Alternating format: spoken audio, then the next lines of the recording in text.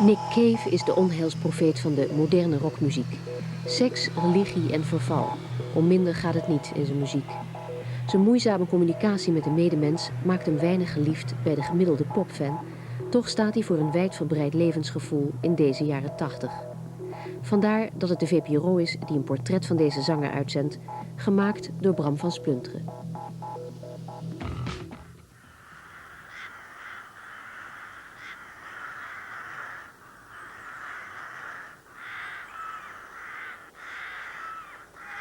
Achtung!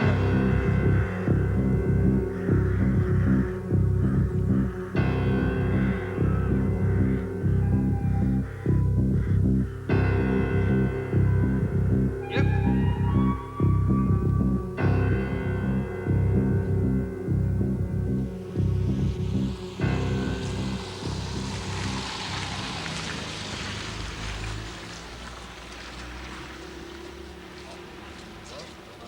Weet jij dat? Ja. Van de tiervoer maar gewoon los van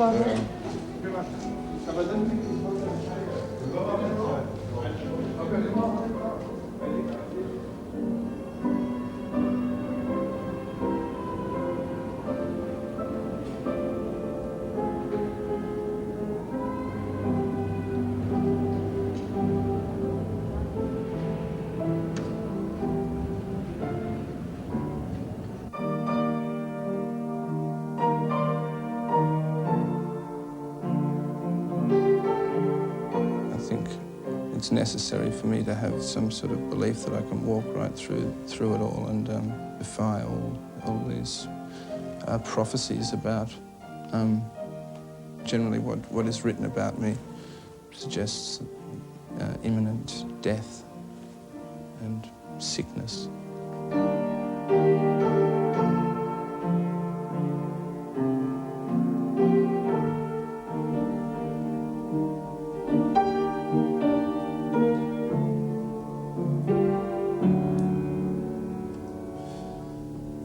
This is my rich friend's house, not mine. Shall we go upstairs to where I live?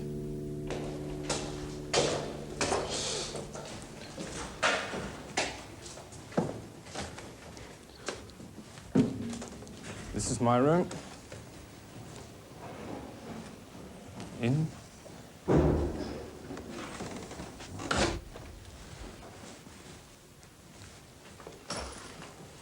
And this is my bedroom.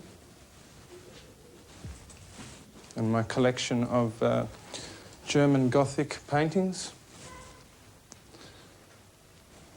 My gun. And my desk. My favourite painting.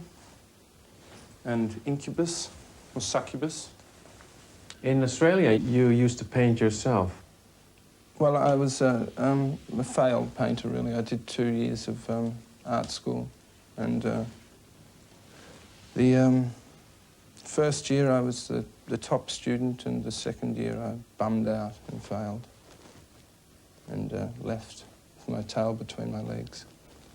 One of the problems was that was the stretching of the canvases, which was something that I found incredibly tiresome, so I tended to do the paintings one over the other. So in the end, I had just really one big, fat, thick painting, and maybe it wasn't so good. I don't know. So I've had this bitter.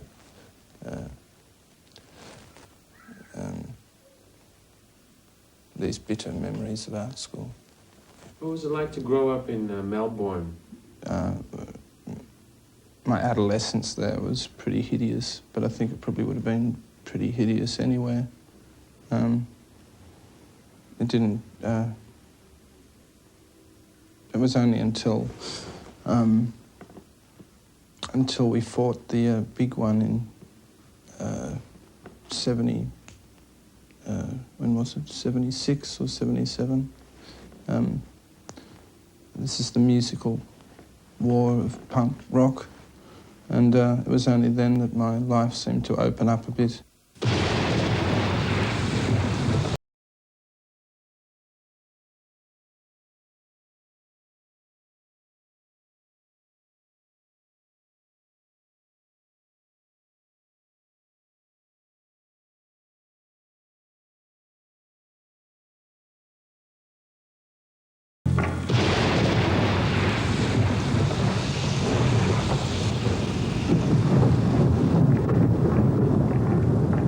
I came from a country town called Wangaratta and was brought up under the crack of the cane and the thumping of the Bible. But I was a choir boy for 8 years there, and there was a certain pecking order in this choir, and you got to wear you started off in a black cassock, I think, and ended up in a purple one, and unfortunately I never got to wear the purple one, but remained just getting taller and taller in a black cassock at the end of the line, which had something to do with the fact that I couldn't really sing solos particularly well, not really having a natural singing voice. And little did the people at the church know, or the choir master know, that I would become in later years a world-famous vocalist. So just goes to show, really, doesn't it? Inderdaad, een zanger en performer met de allure van Nick Cave heeft de popmuziek de laatste jaren niet gekend. Als de ongekroonde koning van het alternatieve popcircuit torent hij met zijn groep The Bad Seeds hoog boven zijn tijdgenoten uit. In 1980 kwam hij vanuit Australië naar Europa als zanger van de Birthday Party. Een groep waarvan de onorthodoxe, provocerende muziek in die tijd veel opzien baarde.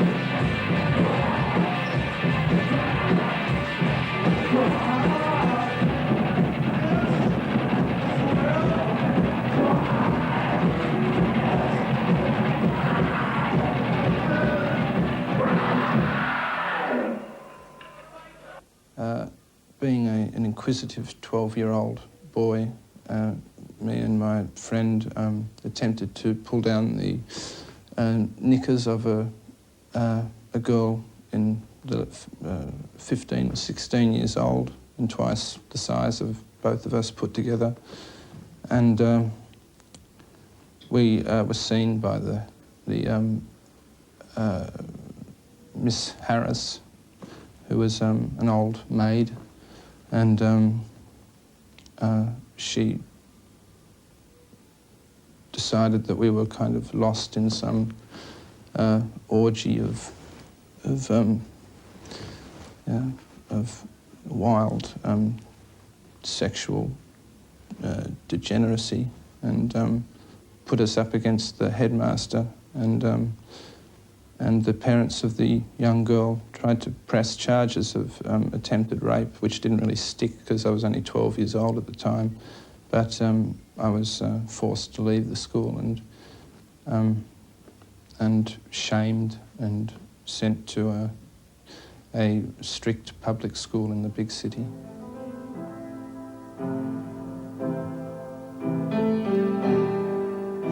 What's the little black book you have there? Oh, the little black book. This is an album of compiled pictures that I have put together, which was the inside of the Your Funeral, My Trial covers, actually, on, this is Jesus at the well with Saint Genevieve, and here is a young man watching a woman urinate, and there's something that ties us together. Here's Saint Teresa the Carmelite with her feather, and here is a young woman being tickled by feathers. Yes, this is Saint Rose clutching her breast, and another Rose also clutching her breast. Here's a group shot. Some of them don't go together quite so well. Saint Colette being given a hand from the coffin. What's this obsession you have with naked women? I don't know, really. I thought every young man had that obsession. Oh, you know. I don't know. I'm just drawn. People seem to conduct themselves in what would be considered a decadent manner, always staying up all night, getting drunk, taking drugs. Named after him. Immanuel Kant was an amazing philosopher. He said what to do so. Said quite a lot.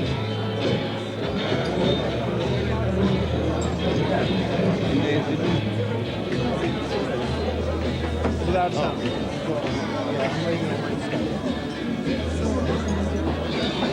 Hanging out is not the first thing to do. So what is? What is? That's in inverted. Like you said, work. Work. Right. That's the new ethic in Berlin. It's work.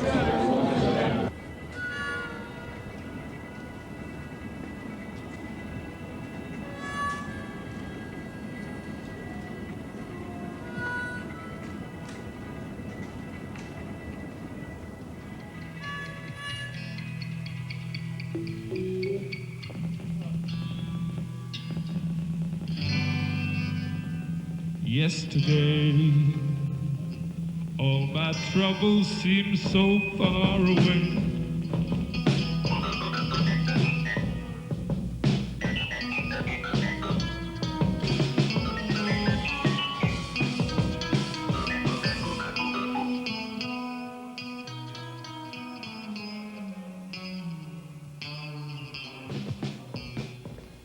Can you tell something about your working relationship with Nick? Well, I've got as much freedom as somebody that I'm not.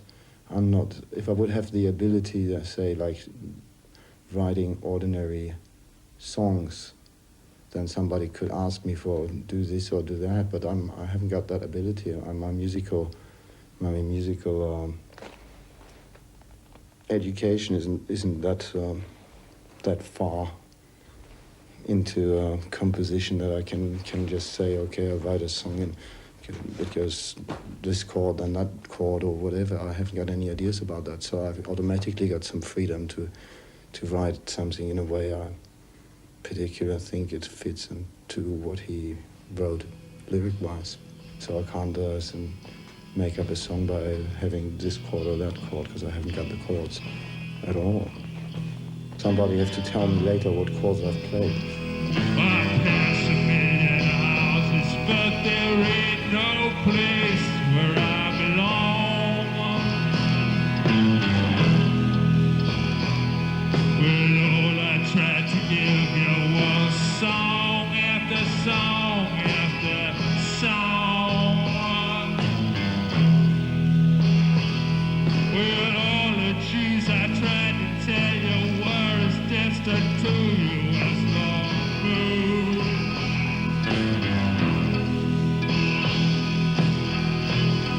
200 years too late, 200 years too soon. I'm tired of your page, I'm locked into the pages of your book. When I am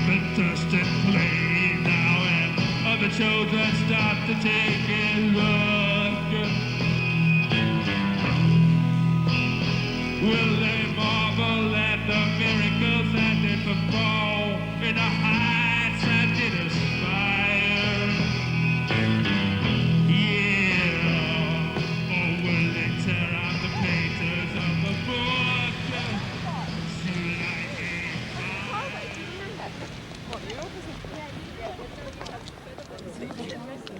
De Fall uit Manchester is een van de zeer weinige Engelse groepen die zich al jaren in de belangstelling van Nick Cave mag verheugen. Na afloop van een concert van The Fall in de Metropool in Berlijn treffen we Nick backstage aan, samen met onder andere zanger Mark E. Smith. Well, me and Nick go back a long way, you know. It's just like a mutual thing, you know. Right back. It's like when he came over to Britain with the birthday party. They were the only group I really liked, and it turned out we both liked each other's groups. It wasn't before we met. We both did like each other. Right. Do you think that the birthday party in those days and the Fall in those days had anything in common, and what would that be? Two hugely intelligent frontmen, for one. No, the thing is, we were drawn. The ideas are the same. They're not the same. You got literal frontman, right? With a primeval group, you know. With the emphasis on evil.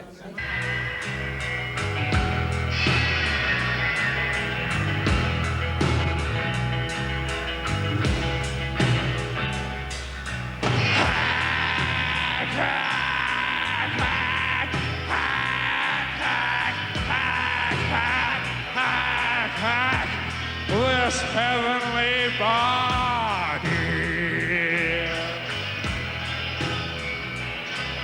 Scratch, scrape, scratch, scrape, scratch, scrape, scratch, this winning thing.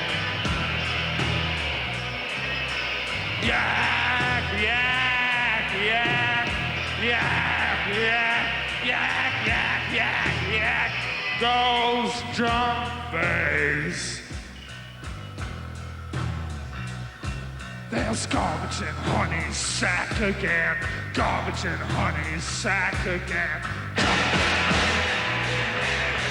Garbage in honey. Garbage in honey. Garbage in honey. Garbage in honey sack again. Garbage in honey sack again. Garbage in honey sack again. John got honey sack again. John got can. John got can. Can.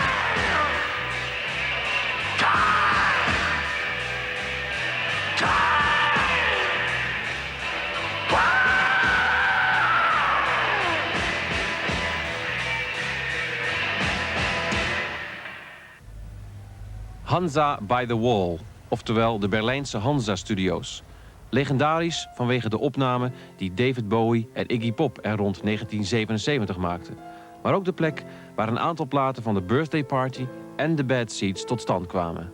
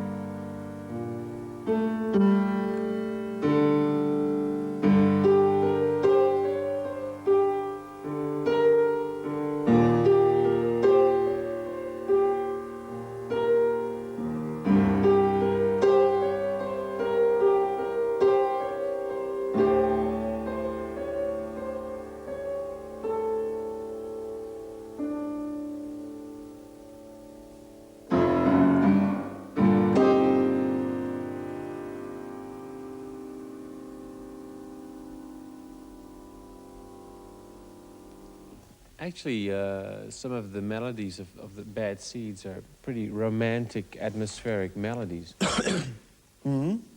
Yes, they are. Which is a big contrast with the early birthday party stuff. Yeah, I think it's just been drawing out some of the elements that were there in the birthday party that were perhaps quite buried by a lot of other things that were going on. And it's not that the birthday party didn't want to have nice tunes, etc., things like that. It was, I think a lot of the hype surrounding the birthday party covered up some of the things we were really doing. But yeah, Nick seems to be very keen on having very sweet melodies, quite prominent in the music these days, yeah. When he comes to you with his lyrics, how does it go on from there? Well, these days, Nick usually is writing the music himself again, which is very good, I think. I'm all in favour of it because I really like the music he writes, for one thing. And just because then it has, obviously has a close relation to how he sees the lyrics being sung. So I'm quite happy with that situation. He doesn't usually come to me with lyrics. He's still quite unconfident about his lyrics and things, and he kind of tentatively shows them to you and gets nervous while you read them 3 times. But I usually like them, obviously, and then I set about really interpreting or realising music he's written. These days, it's what I do. Instrumenting, orchestrating the songs, playing parts, making up my own parts on them, and things like that. Nick seems definitely to have a pessimistic view on life. Does the band share that feeling with him? I think perhaps pessimism is verbalised by Nick. He would probably insist that he has a pessimistic view. I'm not sure, actually. But I think he has quite an optimistic outlook, personally. Deep down inside, he keeps going, he keeps doing things. He keeps wanting to do things.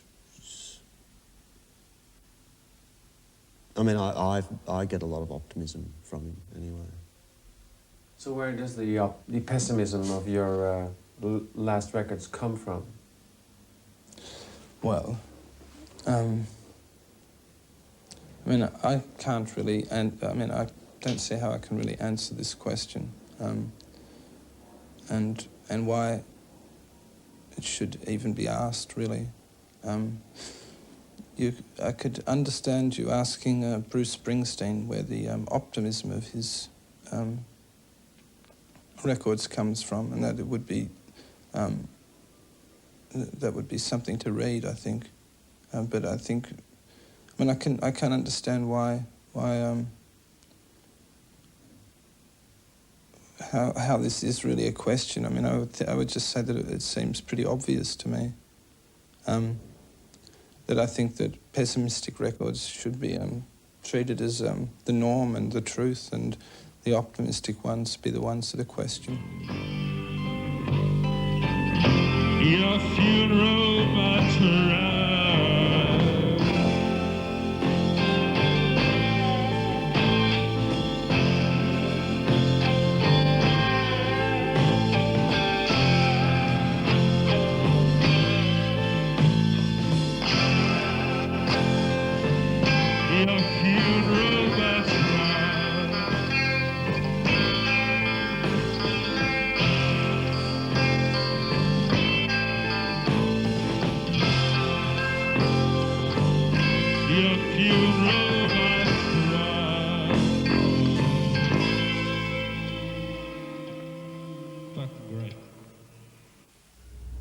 It's a bit sad. I think it's got its ass in the garbage can, Berlin. And, I mean, the people of my generation, there was an unusually large, I can tell him exactly. There was an unusually large Get off the fucking road, dude. It's all right. Right. There's an unusually large amount of creative people, I think, from my generation for some reason. I think it was probably because of maybe the 60s or so produced so many morons. But these people, though they didn't really do anything, they had quite a bit of personality, really, and they tended to just spend their lives in bars. And now there's a lot of chicks, for example, at the moment now in Berlin who are really going through quite a crisis, really, in their lives, because they found that they've spent the last 15 years every night in night clubbing, and they don't know how to do any of the more traditional womanly things like cook and sew, and they don't have a steady boyfriend or a husband. They're losing their looks prematurely because of alcohol and drugs, and Berlin's in a state of panic because of this. There's girls sitting on the bar of the X and Pop weeping and to themselves because there's nothing left for them. I don't like people that just hang around and don't do anything, but I can't say my attitude to life has changed very much since I started doing music again. Like my attitude is as empty-ish as it ever was. He can make his guitar sound like, I mean, he doesn't use pedals or effects or anything like that, just plugs into any amp, uses any guitar, half the time he doesn't own a guitar. Comes to tour with no guitar. Where's your guitar, Blixer? I don't have it anymore, and he uses the support band's guitar. But he can make the guitar sound like, nothing you've heard before. He's brilliant. He's my hero.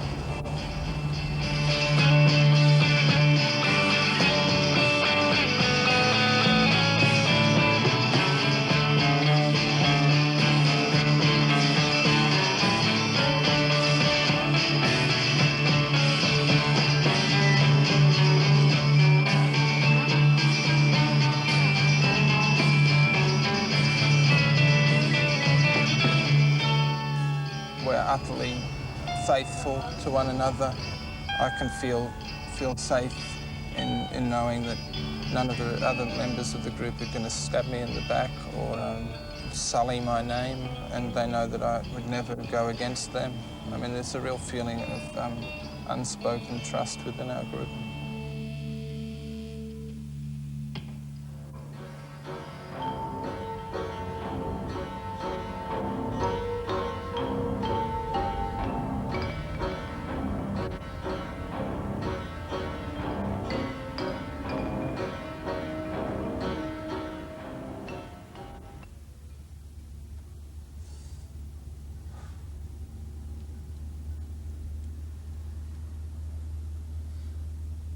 Well, I must say I can really relate to this area of Germany. The aesthetics of the Reeperbahn, or the Ripperbahn, as I prefer to call it, do titillate me somewhat. This is not exactly the landscape of most of your songs. No? What about Saint Huck? You know, Saint Huck could have come in from the sea, and he enters via water and goes into the lure of the big city. This could be very, very much the place, I think, that he meets his end. Born of the river, born of its ever-changing, never-changing murky water. Yeah.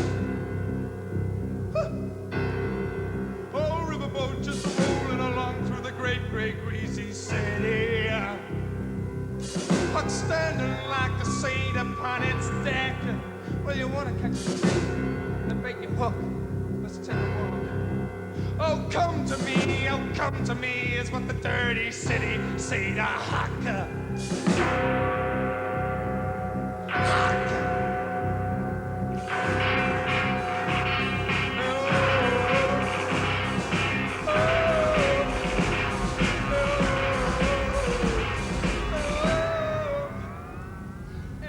How about drugs?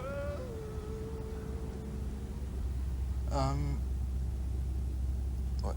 Do you use drugs to get certain ideas Certain ideas? No, for songs or for writing? no. Like, you know, like Jim Morrison, his idea to break on through to the other side, to... Oh, no. I mean, no. I mean, particularly that type of stuff. I mean, yeah, I mean, no, I don't. No, not much. I have used them, yes. I have. But, I don't want to make a habit of it, you know. This way and that, and wrapping her in the beaded curtain that hung in the doorway. There she dangled a moment like a limp marionette, then similarly collapsed in a heap at his feet as though discarded by some reckless puppeteer. Douglas Dawes descended the steps and was swallowed by the slow closing crowd, and no sooner had he disappeared than the body of Cosimo stirred and, as if driven on by the numbing narcotic, raised herself to her knees, lifting her right hand a fraction and speaking through a mouthful of blood and teeth. She gurgled, blivered, stupid. But the crowd was The Ass Saw the Angel is de Bijbelse titel van het boek waarmee Nick Cave dit jaar zijn romandebuut hoopt te maken. In een platenstudio werkt Cave aan een geluidsband voor een in Hamburg te houden lezing van een aantal fragmenten uit dit boek. En zo maken zo'n 300 toegewijde Nick Cave-fans in het Hamburgse Schauspielhaus voor het eerst kennis met het levensverhaal van een doofstomme jongen, verstoten door de kleine, streng religieuze dorpsgemeenschap waarin hij is opgegroeid. Her toes were curling and flexing and moving in the dust. Her shiny pumps discarded by her side. I could have mistaked her for a lesser work, chiseled by the same deft hand that created the marble angel. Sickle and blonde bangs shone bright as the moon that loomed aloft, and deadly still. Beth of stone, spawn of sin, spawn of sin.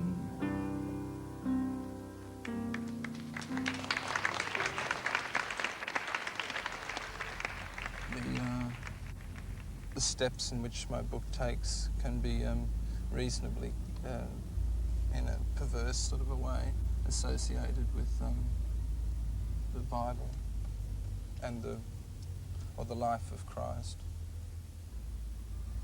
and the castigation of the different religious sects. And I mean, there was an incredible number of Mormons, for example, that were murdered by vigilante groups in the mid-1800s in America. You know, well, the whole idea of the more people there are, it's almost by rule, the more people that gather in the one place, the less intelligent they're likely to act, it seems. They get an idea, they get an idea into their heads and they feel that they're supported by a lot of other people, and so they feel they have a license to go and do things that if you stand back and look at them are quite gross injustices, like the persecution of, it's totally against the whole idea of free thinking in America. You've once said about yourself you may have a persecution complex instead of being paranoid. I did? You said that, yes, in an interview. You're just saying that, aren't you? No. I just read it this afternoon in one of the English interviews I have. No, that's... You're just saying that to get at me. No, I'm You're just not. another one trying to get at me. That's not true. Yeah, sure you are. It's... you're talking with you the want to interview... hurt me, don't you? Basically, you don't like me, but you don't know why.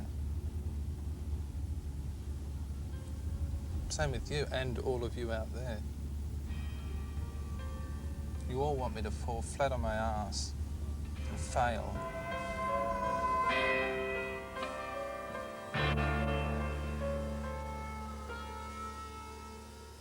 These chains of sorrow, they are heavy, it is true.